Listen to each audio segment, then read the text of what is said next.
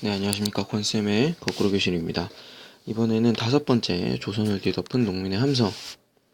네, 그 전까지 이미 양반들이 우리 백성들을 너무 많이 괴롭혔죠. 도저히 참다 못해서 우리 백성들이 들고 일어나는 부분에 대해서 좀 공부를 해보도록 하겠습니다.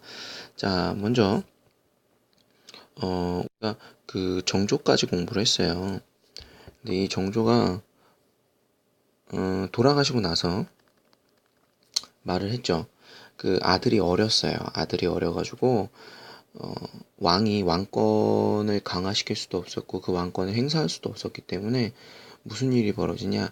바로 세도 정치가 시작이 됩니다. 세도 정치가 뭐냐? 요거에 대해서 간단히 말을 해볼게요.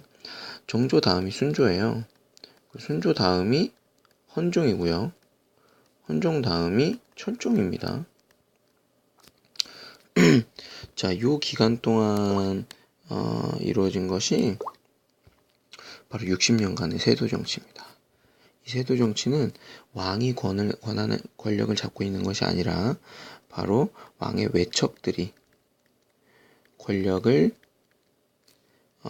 장악하는 경우를 세도 정치라고 합니다. 이게 뭐가 문제가 되냐? 뭐 외척들이 다 외척이라고 하면 이제 외가 쪽, 왕의 부인 쪽 집안들을 얘기를 하는데 뭐 외가 쪽이 꼭 나쁜 거는 아니겠죠. 나쁜 거는 아닌데 문제는 그 보통 왕이 자신의 배우자로 정하는 사람들의 경우는 그 양반들 중에서도 굉장히 힘이 강한 사람들의 경우들이 많아요. 그래서 왕권이 강할 때는 이 외척들이 얌전히 있는데 왕권이 약해지면 이 외척들이 자신의 딸을 통해서 왕을 좌지우지하려고 합니다. 그러니까 왕을 꼭두각시처럼 세워놓으려고 해요. 뭐 왕을 꼭두각시로 세워놓고 자신들이 정치를 잘하면 상관이 없는데 그게 아니라 나라를 완전히 망쳐놔요. 자신들의 이익을 위해서 나라의 권력을 행사를 합니다. 요 당시에 이제 외척 가문들이 유명했던 가문이 안동 김씨랑 풍양조 씨가 되겠습니다. 자, 요 두 가문들이 외척으로서 굉장한 권력을 행사를 했어요. 근데 이 외척이 뭐가 문제가 되냐? 어떤 짓들을 했느냐 보면은 일단 왕권을 굉장히 약화시켰습니다. 그러니까 왕이 하고 싶은 훌륭한 정책들을 할 수가 없었겠죠. 그리고 뇌물로 벼슬을 사고 팔았어요. 뭐 이미 영의정, 좌의정보다 훨씬 더한 권력을 갖고 있기 때문에 자신한테 돈을 바치는 사람들은 좋은 벼슬을 주고 그렇지 않은 사람들에게는 하찮은 벼슬을 주거나 쫓아냈던 거죠.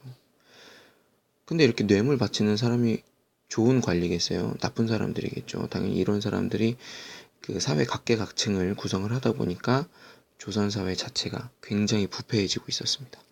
그리고 문제가 뭐냐? 이게 엄청난 문제인데 세금이 엄청나게 오르기 시작했어요. 대표적인 게 이제 토지세. 이 당시 조선 시대는 농업 국가였으니까 토지세가 되게 중요한데 토지세를 엄청나게 얻었습니다. 심지어 내 땅이 아닌데도 그리고 농사를 짓지 못하는 땅인데도 농민들한테 토지세를 부과를 했어요. 예전에 얘기했죠. 군포라고 해서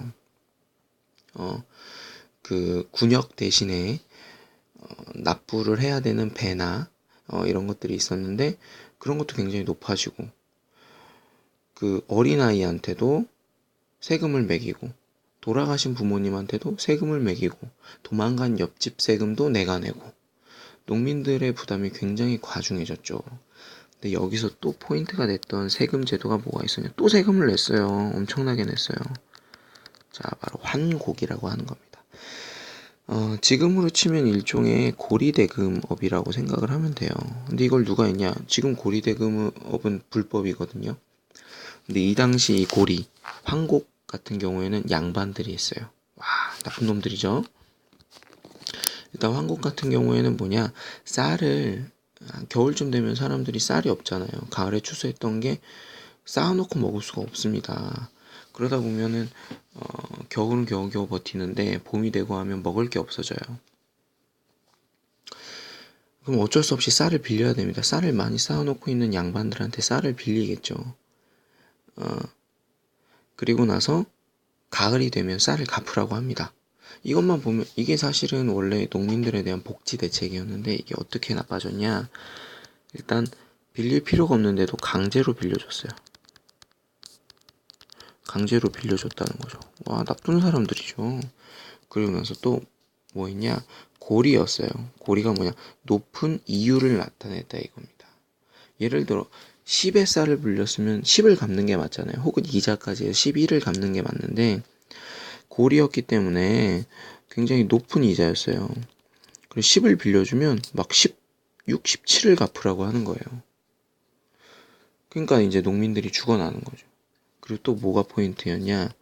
겨를 섞어서 줬어요. 겨라고 하는 것은 먹지 못하는 이제 찌꺼기 같은 건데 그걸 쌀에다 같이 섞어주는 거죠. 혹은 뭐 모래 같은 걸 섞기도 했다고 해요. 그러니까 이제 100을 원래 빌려주고 100을 받아야 되는데 겨 같은 걸 섞어가지고 50을 100처럼 만들어 놓는 거죠. 그렇게 잡쌀을 빌려주고 나서 온전한 쌀을 받으니까 농민들 입장에서는 굉장히 부담스러웠던 거죠. 자, 이런 이유로 인해서 농민들이 막 화가 머리 끝까지 썼어요.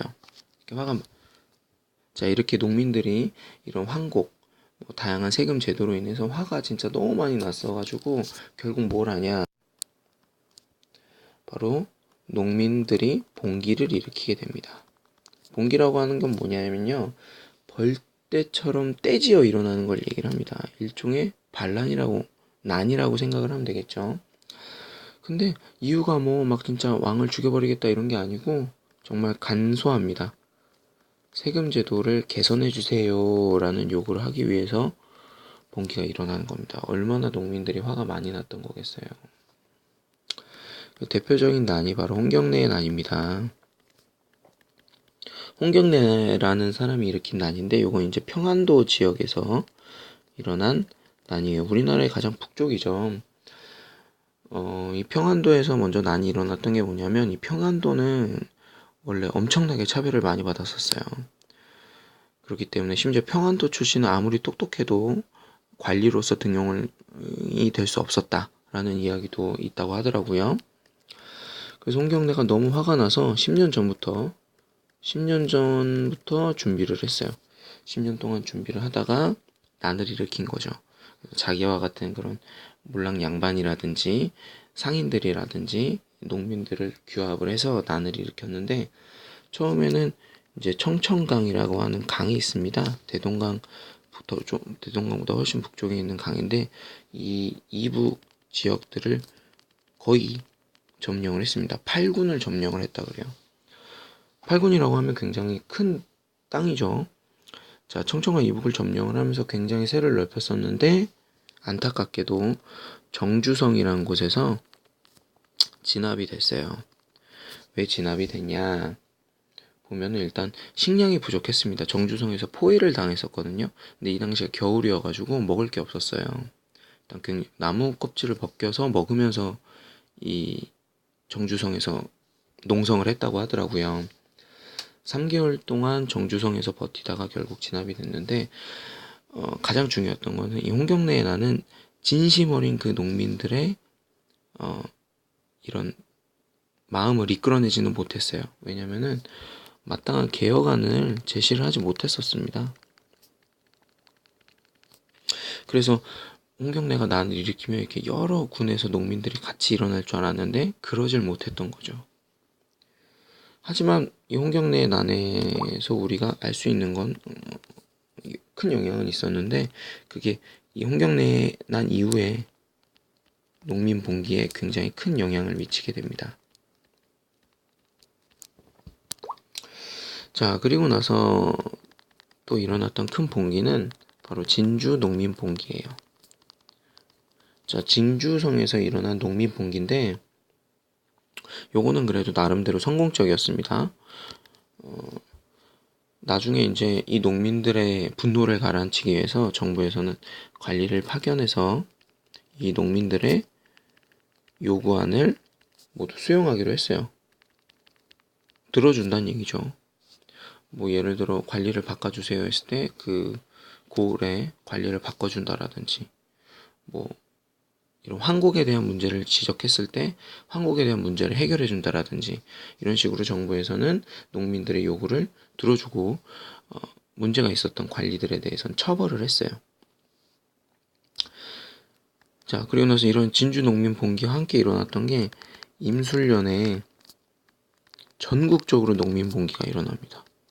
이런 얘기를 들었던 거죠. 뭐 홍경래에 난이 일어났는데 청천각 이북에 8군을 점령을 했다더라. 진주성에서도 농민 봉기가 일어났다더라. 이런 얘기들이 나오니까 전국적으로 농민 봉기가 일어나게 되었습니다. 그래서 이런 농민 봉기들로 인해서 정부가 여러 가지 세금 제도를 개선하기 위해서 노력을 했어요. 마련이 됐지만 어떻게 됐다? 막상 받아들여지지는 않았다. 왜 그렇겠어요? 세금 제도를 개선하면 결국 손해보는 건 양반인데 양반들이 자기들이 갖고 있는 이 이권을 놓으려고 하지 않겠죠. 그래서 결과적으로는 이렇게 다양하게 농민들이 노력을 했지만 커다란 어떤 실효성은 없었다라는 거. 이게 바로 조선을 뒤엎은 농민의 함성의 결과가 되겠습니다. 굉장히 마음이 아프죠. 자, 거꾸로 교실 이번 시간은 이걸로 끝입니다. 끝!